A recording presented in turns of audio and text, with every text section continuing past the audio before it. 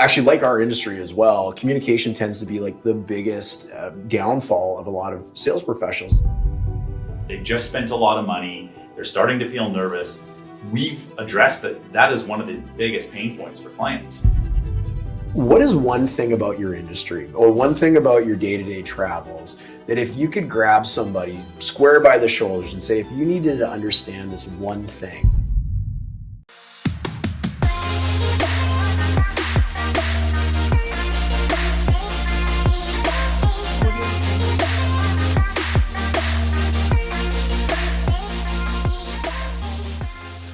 Chad, I appreciate you joining us today on The Best of White Rock. Thanks for having me. We got a great story that we're going to tell everybody that's watching this, and I think it's hilarious, and I think you thought it was pretty funny too. But before we get into the fun stories, I'd like everybody to know what the heck you do. Okay. And tell us a little bit about yourself. What's going on? Yeah, sure. So, Chad Oyhenart, I am the co-owner. Are you sure? Yeah, I'm sure. Yeah. All right. Good. It's been pronounced a lot of wrong ways over the years. Yeah. But co-owner and mortgage broker of the Collective Mortgage Group. I've been a broker for 25 years, residential mostly, commercial as well, but I partner with some stuff on that. Located here in South Surrey, live in Crescent Beach. And just proud business owner and family man, 2 young kids, married, coach in the community for Coastal and White Rock baseball and semi-hockey. And That's great. Yeah. How long have you been doing mortgage brokering? I know you got a little bit of a history there. Yeah, so this is my 23rd year. That's incredible. I started out right after kind of high school and a little bit of university. Joined my dad early on in business. He was a 32-year guy with the Royal Bank before he was kind of let go for somebody younger and cheaper back in those days. Right. Started brokering on his own and immediately business took off and I joined him when he thought, he was looking for some help. Oh, okay. And so, 23 years now. He passed away in 2010. I took over the business. I've been doing it now 15 years on my own. So that's incredible. And you've been with the Mortgage Collective the entire time, or has that? Yeah. So Collective Mortgage Group, we just started as a brokerage under Verico, which is our parent company. Okay. In 2020. Prior to that, I was with DLC, Dominion Lending Centers, from 2007. And then prior to that we were actually independent. That was before a lot of these bigger networks like Verico and M3 and Dominion Lending Centers ever existed. So I was with the independent before that. So you've been doing it longer than most people have been doing whatever they're doing for work. I've been doing it so here we are meeting on a Friday. Yeah. That I can remember waking up on a Friday, going into the office. We had a subject removal. All the documents were in. Put it in the fax machine. Fax machine was busy. We had a rule that if by 10 o'clock the document wasn't able to fax to TD or MCAP or First National downtown, my dad would look at me and he'd say, well, I guess you better get in your car. And I would drive it downtown and I would stop at TD and then First National and I'd hand them the paper files and wait for the underwriter to review it. That's how it's crazy to say, being that, I'm still fairly young at 43. Yeah. But that was only 23 years ago of going downtown and having somebody review a paper file and say, yeah, you're good for subject removal. And then picking up I didn't have a cell phone at the time. I was still against them. Picking up a payphone and calling dad and saying, yeah, they're good. Yeah. So that's, it seems like it's a lifetime ago, but that was how we started. It's crazy how time flies. I mean, so being in real estate is my primary job. Like you hear all these stories, and this was before my time, but realtors driving around with like rolls of quarters in their cars, right? Totally. And, a contract comes in and I don't know where it was coming into. I guess it was coming in on a fax machine at the time. For sure. But, I guess I'm getting up and going to the client's house at 11 o'clock at night to get that final initial. And that was the days. I know. Right? Yeah. And it's like not that long ago, but still so long ago that where we're at and how we do business now has changed so dramatically, right? Yeah, well now people got the bat phone, right? They can get you at most times of the day and stuff like that, which is really, really great for terms of like customer service and being able to help your clients. But it does make it difficult for finding that kind of balance with family life. You got young kids as an example. Yeah. What do you do to find that balance? Yeah, I mean, you know what? You have to be really clear with setting your parameters and setting when your business is going to be there. You can't be everything to everybody at all times. Totally. And so if you're going to have your phone available and you're going to be available 9 o'clock, 10 o'clock at night on a Saturday, well, you're probably going to upset the balance at home. Yeah. So we've just set, in my team and how we do it, I have 2 assistants. We've just set clear parameters. We have out of office goes on 5:30 every night. Out of office goes on at the weekend, just saying, hey, like we're away for the weekend. If it's urgent, we'll see it. Yeah. We'll get back to you. But otherwise, we'll be back in touch Monday. I mean, the great thing about being a broker is banks aren't open on the weekend. It's true. I can have a conversation with you and let you know, yeah, that's probably going to be fine. It'll work out. We can get you qualified, but I can't get you an answer or talk to anyone at the bank until 8 a.m. on Monday. I love that you have two assistants too, because that's such a great level of service. Like, you're here doing this with us as an example today, but you're still being monitored, right? Like your email's still being taken care of. You still got somebody that's answering the phone. So whether they can get you right away or not, which isn't always necessarily even the best level of service anyway, it's best that you can come in prepared and ready and be able to answer their questions for sure, rather than pick up the phone when you're driving. But you've got somebody there that's kind of manning home base and stuff like that for you. Now, you don't get two assistants by not being successful. Yeah, that's right. I'm pretty confident about that. So I know when we were getting ready for this interview, I had asked you about awards and accolades, and you didn't even want to talk about them. Correct. Which is okay, but I'm going to pull them out of you a little bit now because I think it's something you should be really proud of. Sure. I'm sure you are, but I get I it. mentally prepared myself for this moment. All right. So, So, and I know you don't go around boasting about that, but I think it's important. So, over a long course of history of helping people with their mortgages, what are some of those awards that you've won? Yeah, so, I really judge my time on, we talked a little bit about taking over the business from Dad. He was a very successful broker, passed away in 2010. I had to really reestablish myself and reinvent myself in business. He had a lot of contacts with a lot of high up people in the bank, not just RBC, but he was district manager of RBC and knew a lot of people at all the other banks as well. So when that relationship ends, it doesn't just automatically transfer to me. So you've really got to reestablish yourself.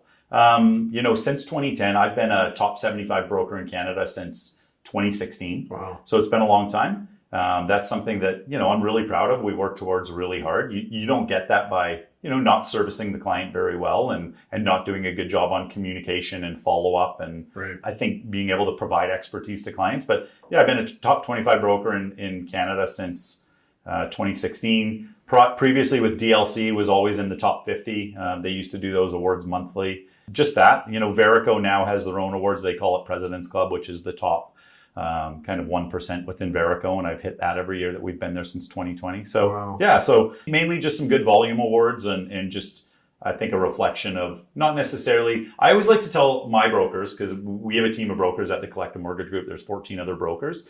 It's not about the volume you do. We always talk about it in terms of the households or the families you help. Right. So, we don't call it, you do a file, you do a mortgage. That's great. But you helped a family. They bought a home. They got a mortgage. It's not too trite, I don't think, to say that we helped a family get a mortgage.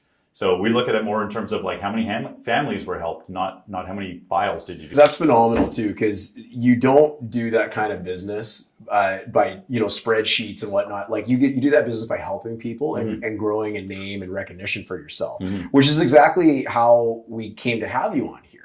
And there's more to that story, which there is. You got to share it now. Well, we're going to get into that, but right before we do, I want to understand, where do you meet most of your people from? Like, so when you're able to help the nice young family that wants to buy their next home or their forever home, how do you generate most of your business? Like, how are you bringing most of these people in to be able to help them? Yeah, so great question. So I believe that social media has a very important role, but I'm also not huge into social media myself. 95+% of my business comes from repeat referral.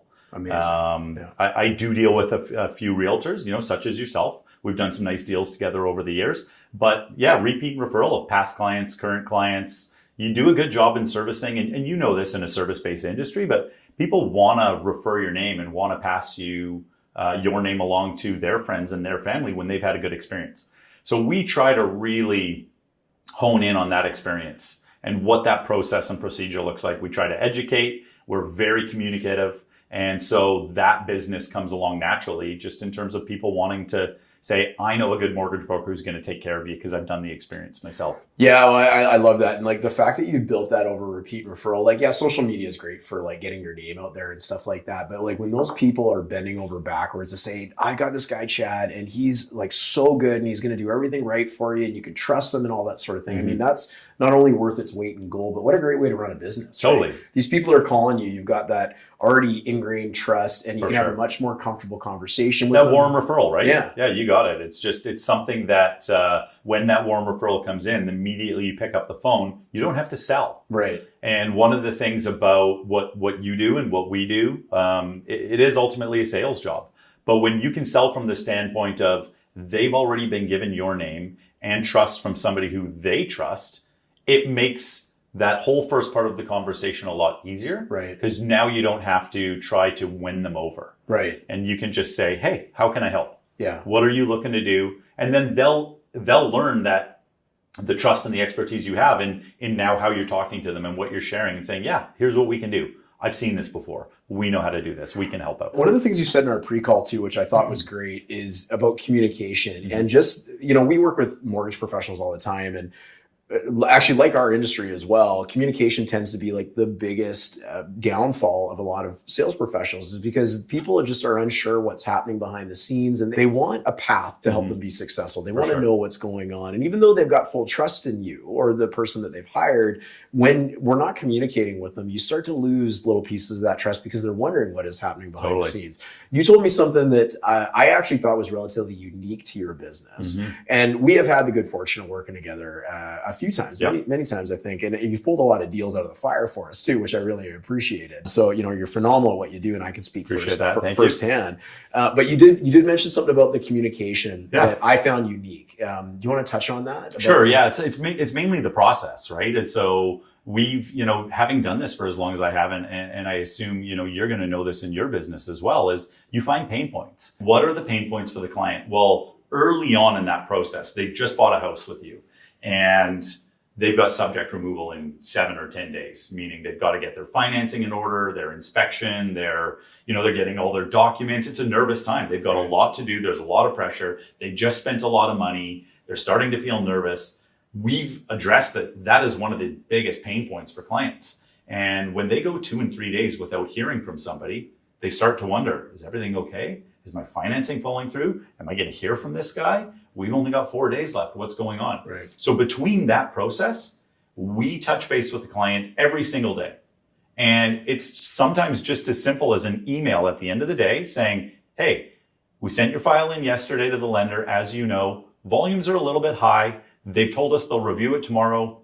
No new updates for you. Here's your list of documents. Please keep working on them. We'll touch base tomorrow. Right. So because we have that communication process through when it's most stressful, we've relieved that pain point, because every day that client gets a note, whether sometimes it's a text message, sometimes I'll pick up the phone, or sometimes they'll just get an email. They've been informed, I know where I'm at. This guy's still in touch with me. We know exactly where things are. This is what he's waiting for. And so it's just relieved every pain point. And clients love that touch. I think it's phenomenal because, number one, it's not common. And the funny thing, when you're describing that, it's simple, but it's not easy. Totally. It's so easy to not to do it. That's the thing that I think a lot of people struggle with. And just hearing from you and having that back and forth and just saying, look, I don't have anything to update you today, but I just want to assure you that things are on track, things are going the right way. For sure. Is so valuable to the client, because they're always wondering what's going on. And it is a stressful time. I love that you said pain points. When you can be in business a pain detective, right? And you can go out and you can solve those pain points for people, it just skyrockets your value to them. Yeah, totally. Good call. Yeah, it's so phenomenal. I love that. It's also a great way to end a day, I find, is that's usually the last thing the team and I do in a day is, hey, we build everything up. We're working on it. We know it's getting to 5 or 6 o'clock. The lenders aren't going to be at work anymore. Okay, we've waited as long as we could. Listen, we haven't received your referral or your approval back yet.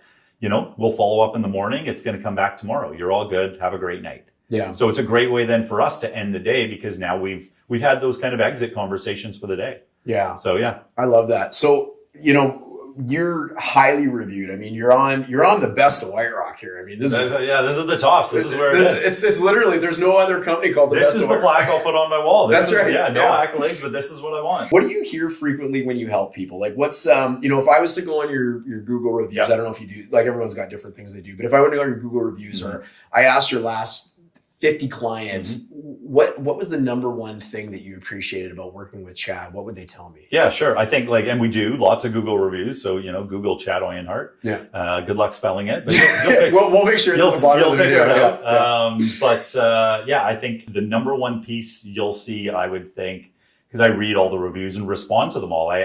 We ask for reviews for one, because we want our clients to be what we call raving fans. We want them to say, we appreciated working with them. And when people look on reviews, they can say, well, that was just last week. So we know it's relevant. It's not 3 years ago. Right. But the thing that most would say is the communication was great. So we've talked about, we really hammer on process. Right. So we do a daily update through subject removal. Well, once they've removed subjects, there's this period. Okay, we know we're getting the house. We removed our subjects. Financing is in order. Well, from that point forward until it closes, here we are April 4th, maybe it closes end of June. Right. We don't just sit there quiet. Every week, every Thursday, they get a weekly update saying, here's where your file's at. Everything's still good. Or, hey, maybe we've been able to get you a rate drop because rates have come down. How many brokers or how many people in other businesses, take those moments of communication, you can add something of value. So we do a weekly update. Stay in communication with them the whole way through. So I would say on those reviews, that's really hammered. People always say we loved the weekly updates because they knew exactly where they were. One of my assistants, Warren's been with me 6 years now, prides himself on being quite witty. He'll write poems and things just to, mix it up instead of being the same old drab. We really do our best to show personality. Yeah. I'm not dry. We're in a dry industry. We're finance. That's not sexy. It is, It's really not like that old adage, but we just try to be real. We try to be who we are. We try to showcase our personality. We try to make people laugh. We try to get to know. So when we get that call 3 years later and it says, hey, Chad, and I say, hey, great to hear from you. They feel like, again, it's a warm phone call. And we can do that by showcasing our personality. So process and communication, I think, is what most people on the reviews would say they appreciate. Well, and so we might as well share our funny story right now, because I can actually speak to that in a few ways. So we've had the good fortune of working together on a handful of deals in the past, and you've been phenomenal to deal with. We had deals that were with other mortgage professionals that could not help the client in a very difficult situation. On our team, for the real estate side of things, we normally judge brokers not on the easy ones, but on the hard ones, right? Yeah. That's what we want to know, that they can get it across the finish line. So you've pulled, and we'll keep the innocent here, and we won't get into the details of their own stories here. But one of the funny ways about how you ended up here is, so when we were looking for people to join us on this program, my wife actually discovered you. And so, being in similar industries and whatnot, she goes, do you know Chad Oyhenart? And I go, I do. I go, so do you. Yeah. And she goes, what do you mean? I go, well, he actually did our mortgage for our house. Totally. So it was, and so anyway, she remembered it now after saying that. But I mean, you were phenomenal to deal with, not only in terms of, the clients that you've been able to help us with in the past, but also on our own file. So at the time, a mutual friend of ours was doing our mortgage. He was out of town. And that's right. And you were able to step in and helped out. Yeah. And you did a phenomenal job. Yeah. So it was a good laugh. We had a good laugh about it when she discovered. But, hey, those things happen. It was phenomenal. So, I really appreciated that. And, we felt very much taken care of through that process and whatnot. So in your travels in this industry, I mean, there's, we talked about pulling deals out of the fire and whatnot.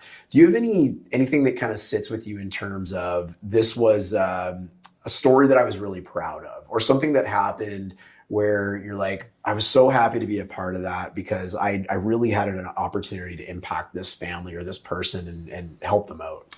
Yeah. I mean, I think, when you've been doing this as long as, and I know you're right up there in how long you've been doing this as well, but when you've been doing this as long as we have, there's a few stories that always stick with you. I think, back to your point is, I think I judge our success, not by the, and we were talking about this earlier with Adam as well, but not by the slam dunk files, right, so to speak, where, husband and wife come in and make a lot of money and aren't necessarily qualifying for the maximum that you can. And the mortgage is fairly straightforward and simple to get. It's about the ones that are trickier to get across the finish line. Right. Whether there's a credit issue or somebody's passed away, or you've got people that are really stuck in a tough situation. We just did a file, and I think I was mentioning this earlier, but we just did a file not too long ago where we had some older clients that were downsizing.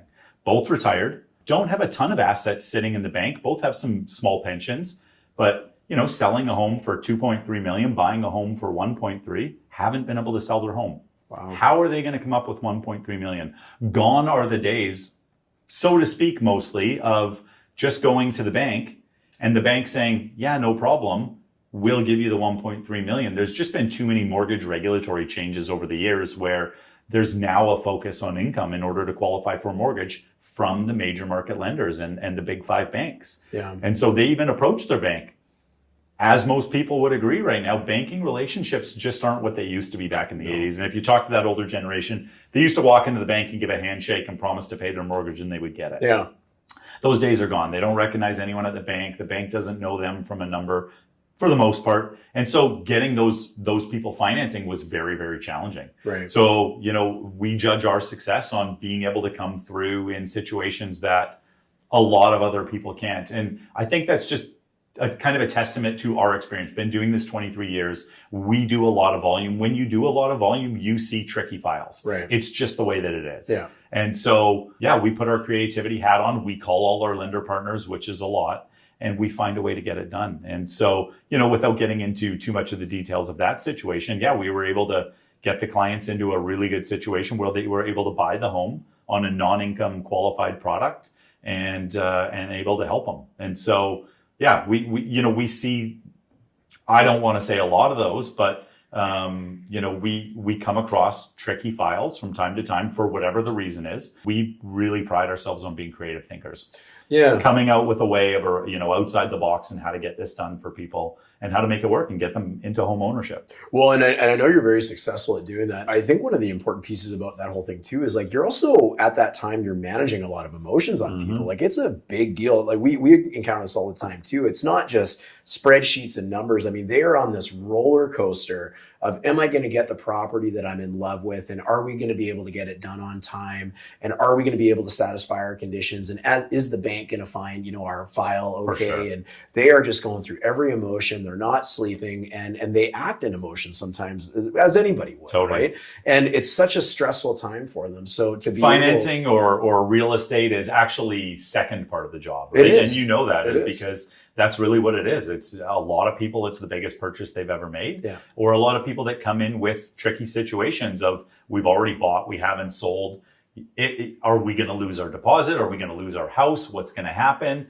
So financing and real estate's the second part of the job. Managing emotions and managing clients is really, I think, where the best of White Rock really shine through, right? People appreciate your expertise in real estate because they know you've got them. You'll take care of them. You won't let their money, their investment, their livelihood fall through. You've got them, you'll take care of them. And we really do the same thing, is that we make sure that they're protected, they're safe. We've taken care of them from step one. I love that. And even having like a really good relationship with a broker from a realtor standpoint is so important because, we trust those people to help those people get the deal across, those buyers, to get the deal across the finish line and to identify those problems early. Yeah. Right. So we can all be successful. Right. So I just love that. Yeah. And communication throughout the whole process, whether it's from the realtor to the broker to the lawyer, inspector, appraiser, again, it's not something that you say lightly. It really matters in those relationships and how it makes it work. So, you and I, we've worked a few files together. I always love working with realtors we've worked with before. Right. It just makes that whole process easier. You'll get a quick heads up of like, hey, here's where we're at. We've got the approval. Appraisal's been ordered. You can put it out of your brain now of like, we're great. Yeah. We got 5 days left. This is all good. And then I'll say, we'll let you know as soon as we're good to remove subjects. And you don't have to worry about a thing because in 3 days or 4 days, you'll get the call back that says, yeah, these guys are good. So it makes that whole process for everyone easier when, you've got that communication piece going around, right? Yeah, I totally agree. I mean, it just makes life so much easier and so much better for the whole process, which is one of the reasons why you get so many people referring you to their friends and families because they trust you and they know that you're going to do a good job for them. Yeah, cool. What is one thing about your industry or one thing about your day-to-day travels that if you could grab somebody square by the shoulders and say, if you needed to understand this one thing or this one thing you having more clarity on would put you in a better spot the next time you need to go get a mortgage or the next time you're choosing which bank to work with or anything like that, how would you answer that? Yeah, I mean, I think, we've talked about this. I've been thinking about this one for a little while. I think the thing that we as brokers sometimes say, and it's hard to understand as a client unless you sit down and really understand the industry and how each lender treats every product and every rate. But the one thing that I would always say is that it's really not always about the rate. Yes. It's not like the rate is the rate, but it's not about the rate. And so you get some lenders that on paper, this rate is going to be lower than this rate. by 10 or 15 or 20 basis points. And it seems like it's a decent difference, but it's what we call maybe a no frills mortgage, meaning you can't break the mortgage throughout the 5-year term. You can't refinance the product. The only way out of it is a bona fide sales clause. Right. So if you're in a 5-year product and 2.5 years from now, somebody loses their job and you need to access some money out of the property for whatever the reason, you're not going to be able to get out of that mortgage. And so one of the hardest things I think clients figure out is that they don't look necessarily what the next 5 years are going to look like or plan for those situations. Right. And so if you're just getting into a product like that, that's there for the lowest rate, it's really going to cause some problems. Yeah. And maybe 8 times out of 10, 9 times out of 10, maybe that it's not going to cause a problem and you just go through the 5 years and you go through it.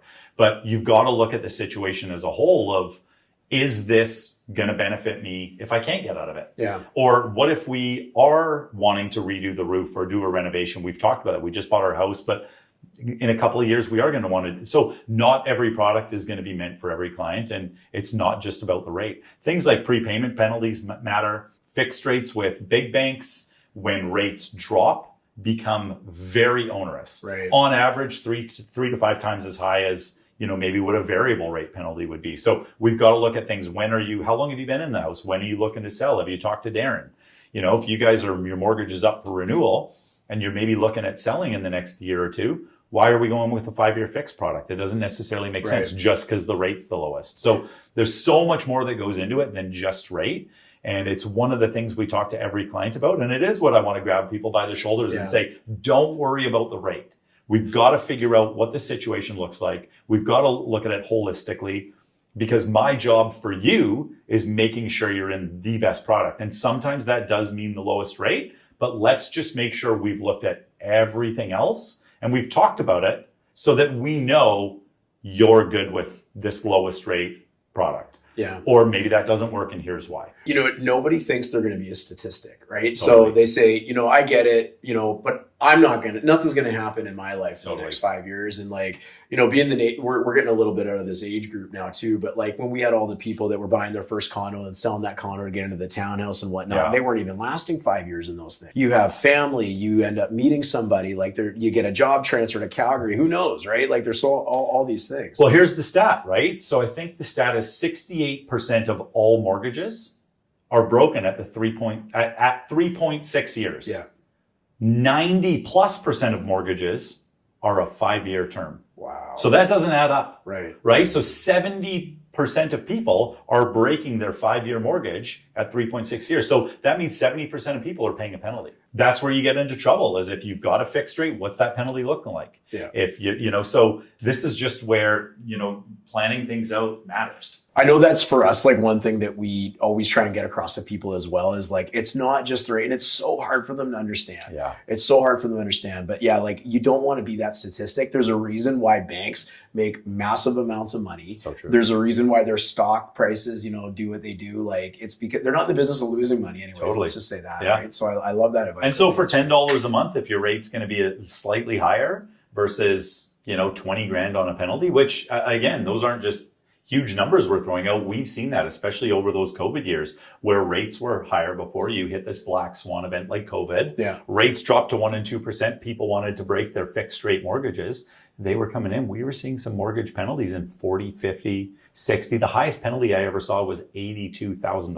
Oh my gosh. Because that's what happens when you go from a higher fixed rate to a lower. Yeah. You get hit with these IRD penalties, interest rate differential. And so that's where we had to have conversations of the rate's not always the rate. Right. Yeah. I think that's phenomenal advice. Question for you. Mm-hmm. People watching this should call you. Mm-hmm. Okay. How do they get a hold of you? How do they find you? A website, Oyhenart.ca. We will put it in the show notes. Yeah, I won't spell it out for you. I'm local. So South Surrey based. I have an office in Cloverdale. How else do they get a hold of me? Email chad@chadco.ca. It's about as easy as it gets. Yeah. The collectivemortgage.ca is our company website. You'll find me on there as well. Phone, email, fax, if you still want to do it. I still got it. Yeah. But that's how you get a hold of me. Well, that's awesome. Well, Chad, you've done incredible stuff for lots of people. You're going to continue to do that. I really appreciate everything you've done for not only our clients, but myself and my family.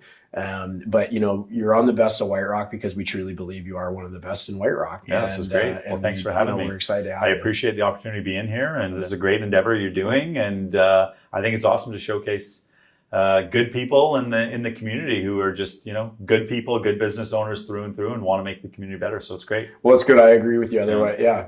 It's all Totally, good. All right. Well, hey, I appreciate you being on. Appreciate it. Thank you so much. Cool, man.